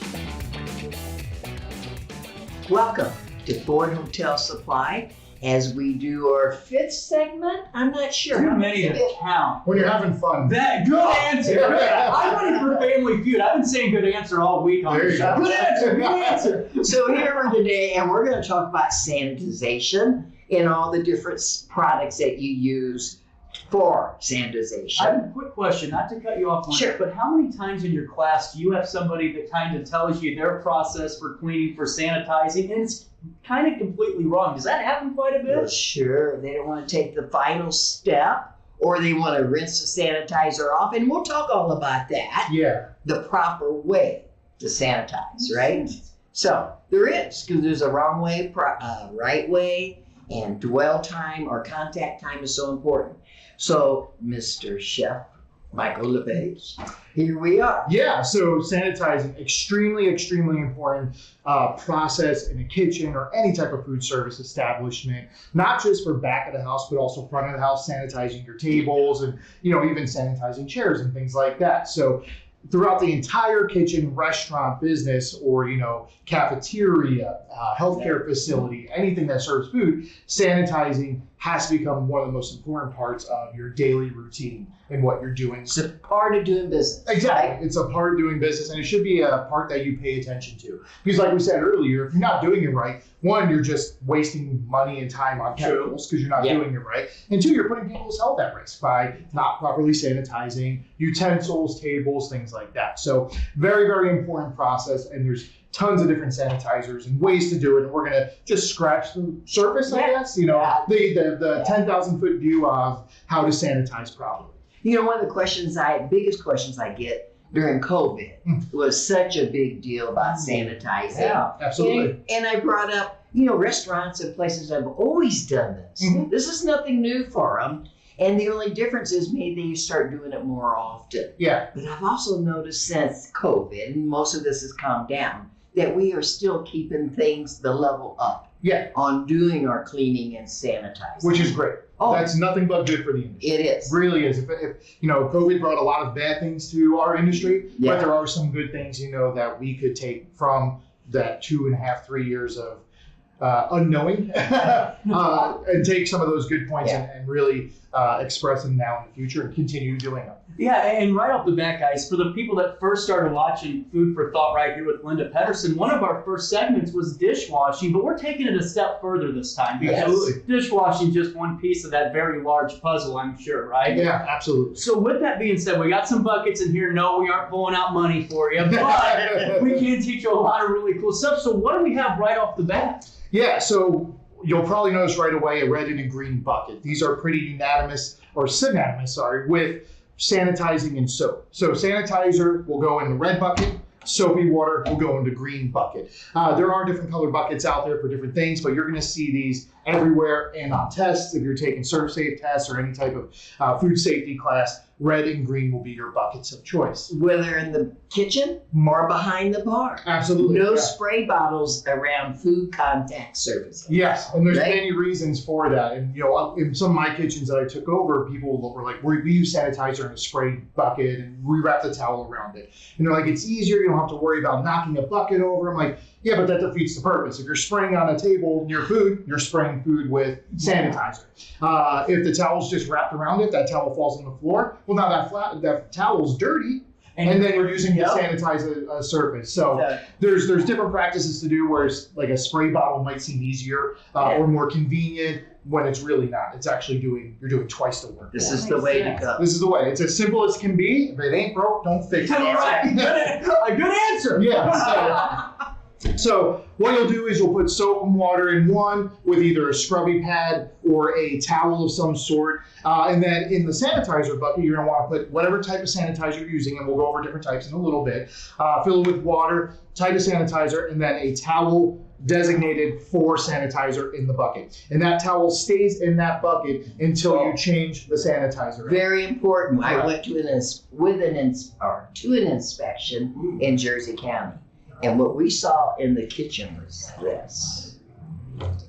Yep, over the edge. Uh-huh. That's a no-no. Yeah. They got written up. Yeah, absolutely. Yeah. It is to be inside the bucket when you're not using it. Submerged in the bucket, yes. Yes. And what that does is it creates a sanitized towel, a sanitized atmosphere for the bucket and the towel itself. You're not importing any outside influences into the sanitizer to dilute it or to taint it or to dirty it up faster, as well as you're keeping the towel fully sanitized in the liquid, the sanitizing liquid. So keep the towel in, whether you're using a quat, a bleach, keep everything into the soap container as well. Keep it all in the bucket. This is a controlled atmosphere inside the bucket. Makes perfect sense. Yes, it certainly does. So take us through, so what are we going to do next? We're talking different sanitizers. What are we going to be doing in this one? Yeah, so for sanitizing talk, not just the process of, putting in the buckets, but you got your buckets. We know how to keep the sanitizer in there. Now, what kind of sanitizer do you use? Now, there's all different kinds of sanitizers. We have a few examples here on the table. The most popular are going to be your Quat sanitizer. There's a big company, 145 Quat. It'll just be QUAT. You see it on there, and that's a type of sanitizer. We also have powdered sanitizer, which come in pre-portioned packages, or even tablets, which are really cool. And Linda, you said you love these for behind the bar. Oh, yeah. They come in just little tablets that dissolve in the water, so it's very easy to do. Little room temperature water. I like a little bit warmer to help dissolve it a little bit quicker. Mm-hmm. Throw them in there, and then it dissolves, and then you have sanitized water. Because you can get too much sanitizer. Absolutely. Which can cause a chemical poisoning. Absolutely. To people. Yes. Wow. So you have to have the right amount. Not enough, it won't be effective, right? Mm-hmm. If the water's too hot, it could cause it to dissipate. Exactly. Yep. So, and then as use, it gets used up. So on a regular basis, you have to change it out. Yeah. And then that's, of course, where we get our litmus paper. Exactly. So with sanitizer, you put sanitizer in the bucket, you put your towel in. A lot of these Quat sanitizers that you find by your 3-compartment sink, they're pre-diluted with water to a specific measurement. Check them periodically. You can't trust them. That's somebody just measuring it. Yes. Things get banged around. Things get out of calibration in the kitchen. Yes. So make sure you test it. And how you test it is with these great little strips right here. Tons and tons of companies make them. Even chemical companies make them. But it's a strip that comes in a nice little handy roll. You pull, 1 or 2 inches out, rip it off, put that somewhere where you store all your chemicals, so it's in the same place. And then this one's a little like red-orange color, I guess, right? And then you just dip it in to the sanitizer for about 15 seconds, I say. You can swirl it around, but if you're mixing that sanitizer up already, it should be already the sanitizer should be put through the water. The cool thing about these are, on the backside, there's a little chart to see. So what you'll see is different colors with different numbers on top. This one has 100, 200, 300, and 400. And what those numbers stand for is a ppm, a parts per million. So it's how much sanitizer is in the parts per million per water, for your solution. The best way to decide this is follow the manufacturer's guidelines on the sanitizer. So for this bucket right here, we're using these tablets, and it'll say between 200 and 400 parts per million. Which is typical for the Quats. Yeah, Quats is typical for that. Yeah. So there's different test strips for different products. Correct. Yes. Wow. So then once you get your test strip out of the water, you'll see it change colors. We're already doing better than the dishwashing segment. We got it to change color. And then you just hold it up right next to it, and you'll see it. So this one's falling pretty much right in between 300 and 400 parts per million, which according to the manufacturing, the 200 to 400 is right on schedule for it. Now, if it is too strong, you can do a couple things. Pour a little bit out, add a little bit more water to it, dilute it, retest. Always retest. Okay. If it's not strong enough, add another tablet, add a little bit more of the sanitizer, however it comes to it, to get it to that right point. So, but you need your test strips. You need your test strips, yes. Very important. Health inspectors will check test strips. Were you read my mind? That was my next question. What happens if Mr. Inspector comes knocking on that door and you don't have one? Is that a fine? Is that a... So you can get Dr. Point. Okay. They will have test strips on them to test your sanitizer. Okay. What they're looking for is to make sure you're testing it. Gotcha. Sure. They will still test it because they'll have their own little jar, kind of similar to this, they will. of their own test strips, depending on if you're using chlorine or a chemical sanitizer, water, tablet, or something like that. Now, did you use Quats on with your chemical supply company? Well, that's what I sold a lot. That's what I was wondering. Yeah, one capful to a gallon.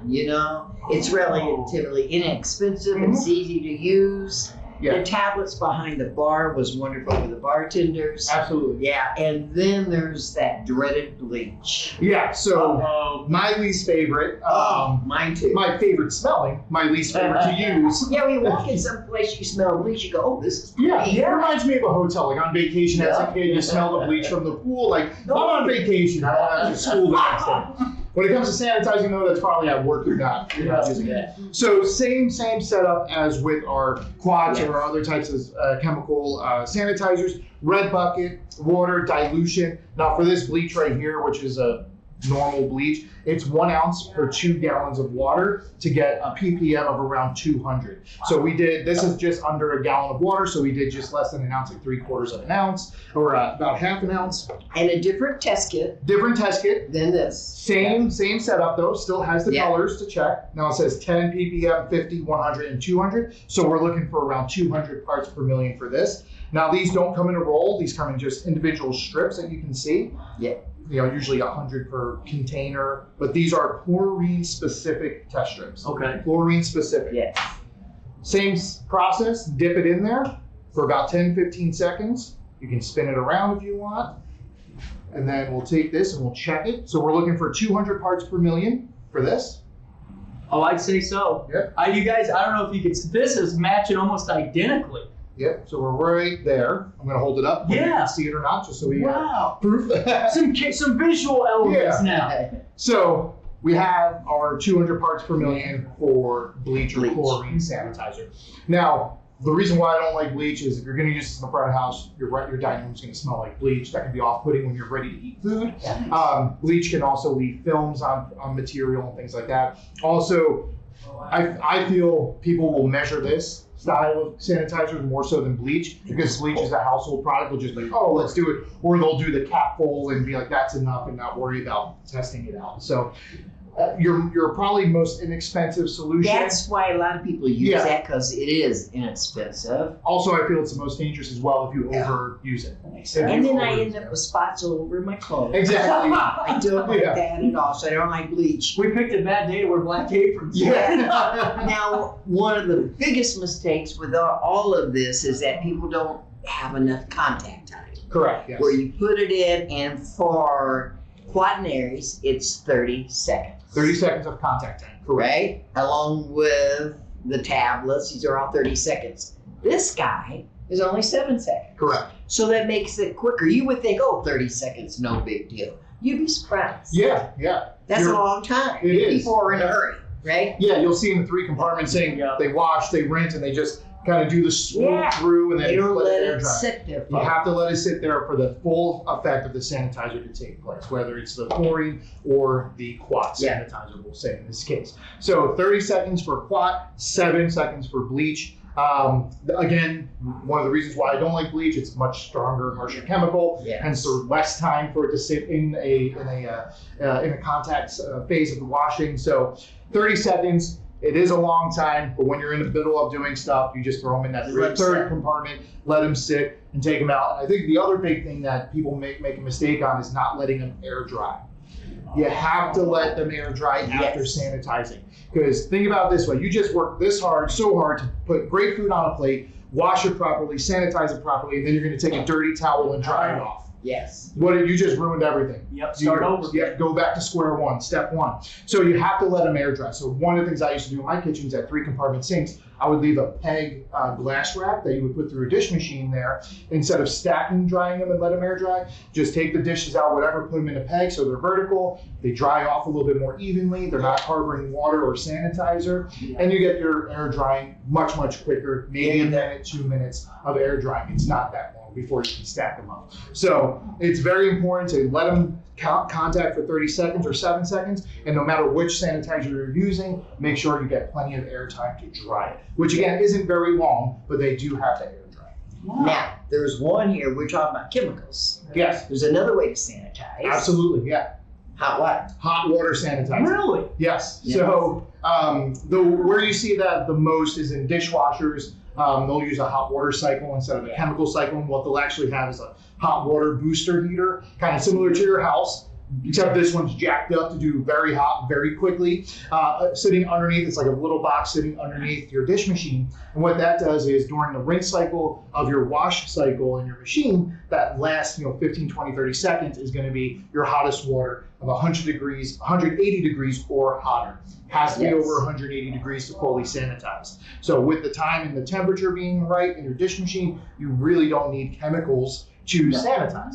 And therefore, you also don't need much of a air drying time. You still want it to air dry because you're going to be wet. But that hot water makes it dry. It's going to dry even faster, yes. It does. So alternatives to, chemical or, chlorine, bleach, sanitizing, hot water sanitizing. Which one do you prefer, if you don't mind me asking? Cost savings, hot water. Yeah. You don't have to buy chemicals all the time.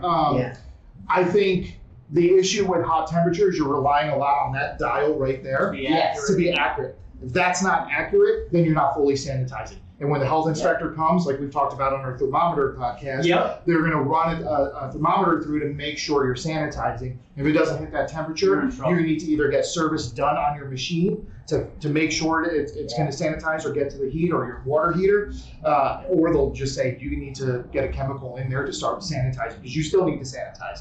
So ease of use and cost is probably going to be a hot water dishwasher.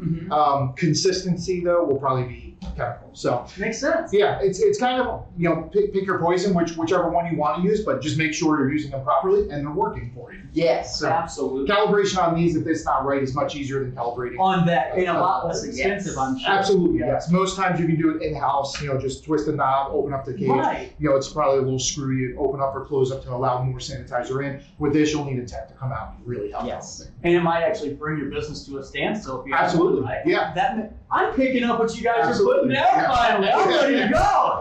No, I don't know. I'm just, me, squirrel. I keep looking at this. Yeah. Okay, and this might be one of the coolest things. I don't know what this is. It says blue on it. Now, what is this for? Yeah, so this is a towel. So we're going to put it in this water, let it sit for 10, 15 seconds, and that will expand. So what's good about these towels, they're not technically considered single-use towels.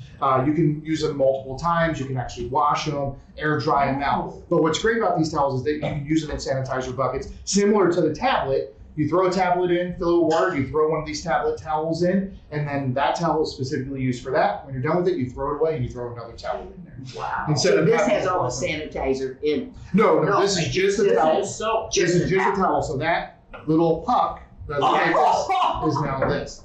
So look at that. Again, you can use this to wash, to dry, to use it as a sanitizer. It is not a single-use towel. I like it being texture too, so you're actually going to pick up pretty well with that. Exactly, yeah. So this is a great tool to, keep your linen costs down, because with towels you have to pay for get linen, and then are they getting sanitized from the linen, which they should be if they're using hot water washing machine or dryer. But this is another tool to use for sanitizing buckets, where it's much easier for your staff. They could throw a tablet in, throw a towel in, and be done with it. Yep. Good to go. Another tool, but pretty strong. Yeah, I was already saying you aren't ripping that one up. Yeah. So we'll put that one back in there.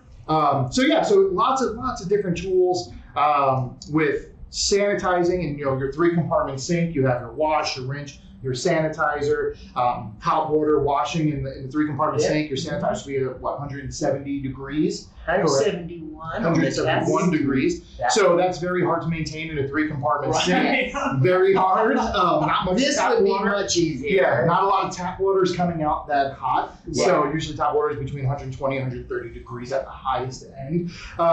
So for a 3-compartment sink, you'll usually normally find the squat sanitizer. That makes a lot more sanitizer. Yeah. And then the dishwasher sometimes, like you said, would be the hot water. Absolutely. So absolutely. And now in your classes, I hate to keep jumping in here, but I just keep going back to our time in class. To me, this was one of the most talked about segments or portions of the class, because folks were talking about their use, wiping down countertops, how they use it, what products they use. And a lot of that went down to temperature, and you're talking about the tablets, the Sanalites, and it was astronomical. Some of the folks' heads that went, whoa. Yeah, it's kind of eye-opening. Like, oh, we don't do that. And what's the reason why we don't? Well, you figure if you're at a counter service restaurant where people are at the counter, your customers, you don't know where they've been. They're putting their hands all over. Yep. You're putting pastries or something on there. There's a lot of room for issues to happen. I've always said our restaurants are clean. It's all the dirty people that come in and drink are not dirty. Just people bring in their germs. Yeah, and so you really want to make sure that if you're doing countertop service, things like that, you're sanitizing the countertops, properly washing them, properly sanitizing. And I think that's very important as well, is you have to properly wash in order to properly sanitize. Sanitizer is not a soap. It's not used to take debris off of a product, off of a table, off of a pot and pan. You still need to use soap and water. Yes. And then you finish with sanitizer. Once it's a clean surface, you make it officially clean with sanitizer. Yeah. We're going to do that. We're going to make CJ wash a table. That's me. That's why I'm here. I think just a couple more things I touch on. Yeah. The dirtiest parts of the kitchen. Oh. Where you really need to sanitize. So tabletops obviously going to be one of them. Your utensils, your knives, your spoons, things like that. Make sure they're sanitized, whether they're coming out of a dish machine, on the line, or wherever you're using them in the prep area. One of my biggest pet peeves, oven handles. Yep, always dirty. Whether it's an oven like this or a side opening oven, this is going to be this, or the touchscreen or the knobs are going to be the dirtiest part of an oven, because that's contact. That's where your contact is going to be. And we love to think that our staff is amazing and they're washing their hands every 10 minutes and changing their gloves out. When it gets in the rush, they're not. No. It's we can pretend and not clean it, or we can be real and then clean it. So same thing as process of cleaning anything. Soapy water, scrub it clean, get all the loose debris off, sanitize. Yeah, number 1 is scrape the food off. Absolutely, yes. Number 2 is washing. Yes. 3, rinsing. Mm-hmm. 4, sanitizing. And 5, air dry. Yep, air That's dry. the 5 steps. And then, so besides this, I know we were talking earlier, your biggest pet peeve with the dirtiest parts of the kitchen, the refrigerator handles. Refrigerator, freezer handles, Yes. And which is also, we talk about it with allergens. That's also a good place where we have cross contact. Yes, particles of different foods can be still be there. So, you just never know. Somebody's handling a box of raw chicken for delivery. They open up the walk-in door, they put the box in there. There you go. They don't clean that walk-in handle. Now that handle's compromised with potentially raw chicken juice on. Wow. So there's a lot of different areas where people can get sick, not just employees, but staff, but customers as well. Everyone can, really get harmed from it. So be very cautious of your dirtiest areas in the kitchen, for sure. No, me thinking out loud here. What about, where people read the order numbers at, and their hands are all over those too in the back of the kitchen. Does that have to be wiped down? Yeah, like your ticket machines and stuff. Yeah, your printers. Yeah. Yeah, absolutely. I think everything in the kitchen, if it's electric, like a printing machine or something, be a little bit more cautious when washing it. Oh, yeah, please do. You're not going to dump that in the sink. Just a nice wipe down will be perfectly fine with it. But yes, absolutely. Anywhere there's point of contact with hands or utensils or things like that, you're really going to need to sanitize thoroughly. Not with a printing machine, not necessarily every 10, 15 minutes like you would a table or no, but at the end of the night, you want to wipe it down for sure, so that you're starting fresh and clean the next day. I'll be darned. So show us your ability to wash this table. What have you learned? Out of all this, what's your first step? My first step is right here. No. What's on the table? All this junk. You got to get all rid of all the junk. Right. Okay, hold on. I'm picking up what they're putting down. You're on the same page here. The look I got from both of their eyes was very deafening. You guys can't see it. We got to get 2 angles. So we got all of this. Like we got him. Yeah, we did. So now, do we leave the bucket on the table? No, the bucket you can leave off the table. Okay. Because that's going to, if the bucket's there, it means you're not washing right now. That's what I was kind of getting at there. So step 1. Soap and water. You already got step 1 done. Yeah, step 1's done, correct. Step 2, soap and water. Soap and water. And this will be a dry towel to wipe the soap off and stuff like that. So bring out your soap, obviously, because you don't want all that built up on there. Exactly. Yep. All right. You got one of the new towels. I had to. That thing looked too damn cool not to. So, hold it down. Look at that elbow action, Mike. You see that? So if you're getting a little dry, dip it back into the soapy water. I'm not as good as I thought I was. We've been doing this a long time. Yeah, that's true. See, thank you for making me feel better, Chef Lapage. I needed that for my ego today. Here we go. When I used to teach at college, I used to tell my students all the time, you're seeing me do this for the 10,000th time. You're doing it for the first time. So it'll take some time to get good at it. Getting dried off here. We're almost done. I'm getting there, guys. Yeah.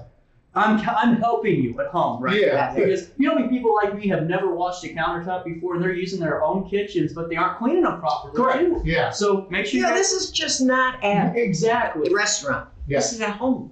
Exactly. Awesome. Oh my goodness. You want to keep your family safe. Yeah. Man. Corner to corner, edge to edge. Well, the good news is we have an extra, and we're going to extra towel right there to pick it off in. So what you do with that is you throw it away. You'll see this at a restaurant, folks. Yeah. Perfect. Oh, you went to this. I had to. All right, enough fun and games. It's time for me to get real here and clean. My mom is going, where have you guys been? All right, so we got this all wiped down, corner to... There you go. Good. Corner to corner. What do you think, Linda? I'm impressed. Wait, over here. Okay.